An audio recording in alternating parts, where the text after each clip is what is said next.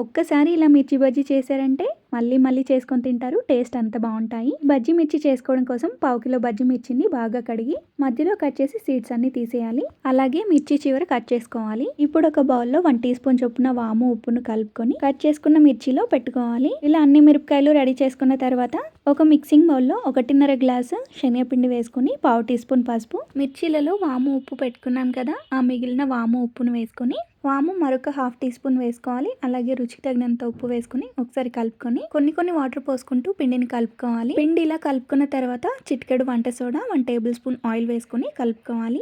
పిండి మరీ పల్చగా కాకుండా మరీ తిక్కుగా కాకుండా ఈ వీడియోలో చూపిస్తున్నట్టుగా ఉండాలి. ఇప్పుడు స్టవ్ ఆన్ చేసి కడాయిని పెట్టుకొని డీప్ ఫ్రైకి సరిపడా ఆయిల్ పెట్టుకోవాలి.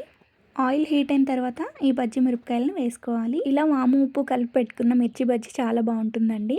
ఇవి ఒకవైపు ఫ్రై అయిన తర్వాత మరొక వైపుకు టర్న్ చేసుకుంటూ ఫ్రై చేసుకోవాలి. ఈ మిర్చి బజ్జీ ఇలా గోల్డెన్ బ్రౌన్ కలర్ వచ్చిన తర్వాత తీసేయాలి. ఇలానే మిగిలిన మిర్చి బజ్జీలన్నీ కూడా ప్రిపేర్ చేసుకోవాలి.